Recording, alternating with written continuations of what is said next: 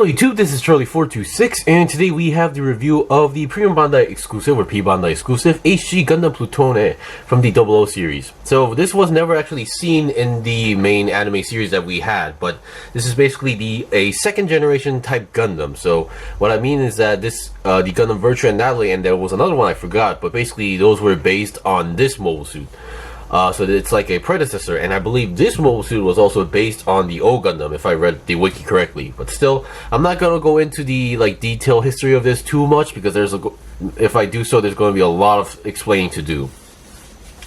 Alright, so let's see what we got. So the build was definitely unique. It has also a unique feature that we don't really see in many mobile suits today. And also, like the Gundam Exia, I'm not sure about the other ones, but we actually have these rubber cables going on the mobile suit or kit. So while it is there, it's not as annoying, or it's not too problematic as I thought. Alright, so before we go to the articulation, let's go over its components. So first of all, what you get, of course, is obviously the mobile suit, the Gundam Plutone itself. Now, I believe if you played the recent Cross Rays, or if you know the manga story regarding this one, you should know that there is a black version, which I believe is literally called the Gundam Plutone Black, which is a mere copy, but instead of having a usual GN drive, it has a GN drive tile, meaning it has the red particles going on here, and it actually is slightly improved and has a different color scheme with black and red mostly. So with that in mind, I believe there is a big chance of that to come out as well, and I'm not really too sure if I'm up for that yet. But here are your usual components. So first of all, we get a beam rifle, very simple looking beam rifle. We have a green sticker going on here. The sensor is actually on the bottom for some reason, but still very simple looking rifle. Definitely like it. And we have a double connection part here. So we have the handle, and here we have another joint here, or a peg.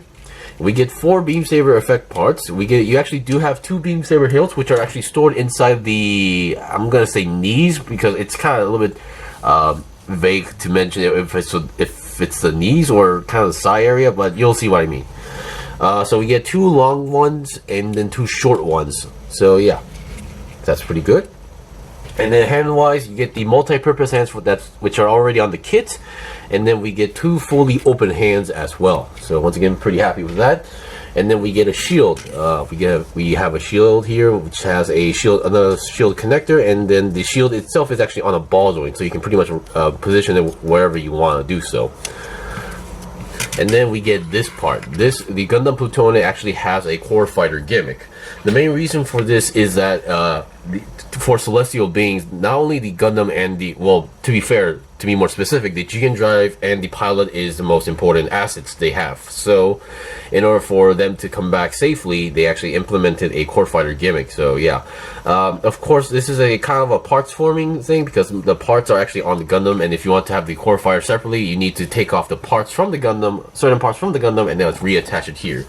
So if you actually want to display the Gundam and the core fighter together, you're gonna have to buy 2 of these. So just letting you know. But I would like to mention they actually have a nice clear green piece here, and then there's a sticker, a silver sticker behind that. So that's a pretty good detail going on here. And for these fins, they also have these safety nubs as well. Alright, other than that, let me actually get these over here. Other than that, we get some leftover polycaps, nothing too special there. And here is the sticker sheet. As you can see, I used most of them, so I used these, which was actually the one I just showed you guys on the core fighter part. We have the eyes. Here's the sensor for the gun. This one actually goes onto the chest / the cockpit as well, which is also the cockpit for the core fighter. I'll show you guys what I mean later. Regarding that, here we have 2 red stickers, which actually goes onto the V-fin. I decided to just use red Gundam markers for them, so yeah. Alright, so let's get off the action base and see what we got. So let me do this, get rid of the action base, turn it off, and here we go.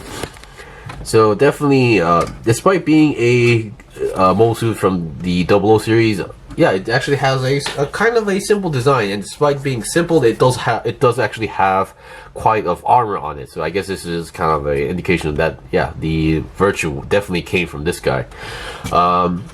Alright, let's get the head. So the head, as I mentioned, the V-fins, not the one on the top of the head, the red parts right on the side sections, those are the ones that you're supposed to use stickers on for the V-fin. I decided to use a red Gundam marker as well, and I think the color came close enough compared to the one on the forehead. So this is not a sticker, this is a separate part. And yeah, other than the eyes, everything you see on the head, even the blue sections here, the red chin, everything is color separated. So I was pretty impressed by that as well. So the head can go down that much, up that much, and then 360 twist. I would say it is possible, but just be careful because yeah, because those fins are getting in the way, and I believe these fins also had those safety nubs. I decided to kind of sand them down as well because they were kind of big. All right, before we go to the arms, let's look at the chest. So here is the cockpit section here for the mobile suit and also for the core fighter. So if you want to have the cockpit, if you want to have the core fighter, you have to actually rip it out as well. So I'll be showing that later. I'm not going to show the process because once again, that takes off a lot of time. Just wanted to mention that as well. So okay, so for the body, let me just move this here. It is kind of hard to touch because there's a lot of pointy areas as well. There's no now I would say there is slightly of an ab crunch, but it's just because due to the connection between the top section and the bottom section of the body. That's just the way how it is. But still, there is a slight ab crunch going on there. And then you can move side to side, but not 360 for obvious reasons going on here. So of the back, actually, let me just okay, there we go. So since we are on the back here, some stuff I would like to mention. Here we have these wings. I believe these are the parts that you also need to take out to attach on the core fighter. Because as I mentioned on the core fighter, the main reason for having a core fighter is to retrieve the pilot and the core, the GM drive in one piece. So that's that. And here we have the wings, which are meant for the core fighter, and then you can move these two parts side to side. And as I mentioned, these are those rubber parts that we see on the Gundam Exia, or the HC Gundam Exia as well. So the arms are based on, they are on ball joints, and there's a polycab inside, and so the ball joints are on the shoulder itself, so we can move forward and backward despite having those rubber parts. And then we can go to the side as well despite having those rubber parts. You can see the rubber areas. There's one coming out from the back of the arm, and then there's one that's connected to the shoulder. And then this one goes to the back skirt, and then there's another one that's coming out from the legs. The main reason why these are not much of a big hindrance is that yes, there is actually some extra length going on here on the inside, so there is plenty of length. I believe this also is applied to the arm, so you can still pull out a little bit more, so which is why you can pull out slightly more to get some more extra range. And I wish my camera would stop not focusing when I do that. So yeah, there is extra length inside for these rubber bands, so no need to worry. So the arms can go about 90 degrees to the side. Now, of course, despite this, because of this aspect, 360 twist is not possible. Because you can see, yeah, I mean, I can technically force it, but there's no reason to do that. It doesn't really make any sense as well. And another detail I like is that they all have these yellow parts on the side skirts, shoulders, and arms as well. And the shoulder armor can move on its own as a little bit. And let's see, other than the 360 twist, the arm, once again, going 360 would not make any sense because of this aspect. And then let's see, we have a nice double jointed bend going on here. So, and then more yellow parts. So yeah. So this one, I wouldn't say it's the engineering, it's just the design that is hindering the articulation, if I had to say something about that. All right, and other than that, we have the front skirts, which the front skirts actually come in a single piece with the ball joints connected, but you are able to disconnect those as well, which I actually did. So once again, we are able to move the front skirts independently, and then we have a nice side swivel going on here, and we have the side skirts that can move to the side. Back skirt does not move at all. Okay, so for the legs, so once again, I guess going to the side part is no problem at all. And then you can go forward about less than 90 degrees because the front skirt is blocking away. But of course, if you know your way around, you can kind of move a little bit more. But yeah, and then we have a nice double jointed bend going on here.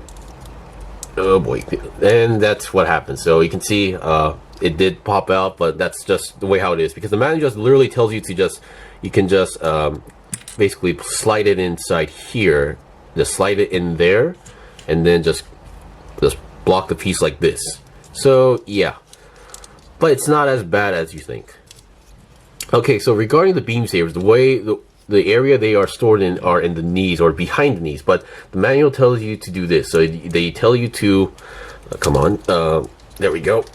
They tell you to pop it out, and then reveals the beam saber hilt, and then you take it out and then close it up. So that's the way how they tell you to do so.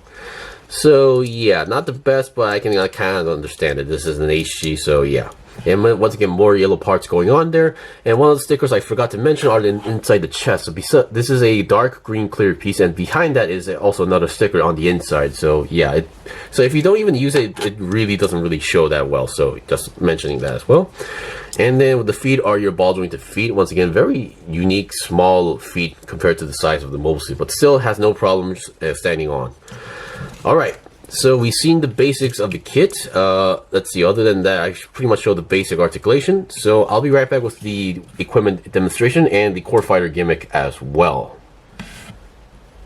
Okay, I'm back. So basically for now, I brought out a action base, which is to mention that you are able to attach an action base on the bottom.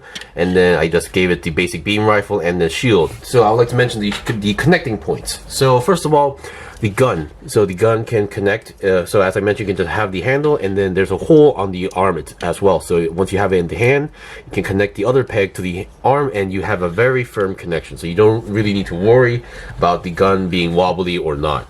And regarding the shield, it's also a very simple connection. So there's only one connecting point.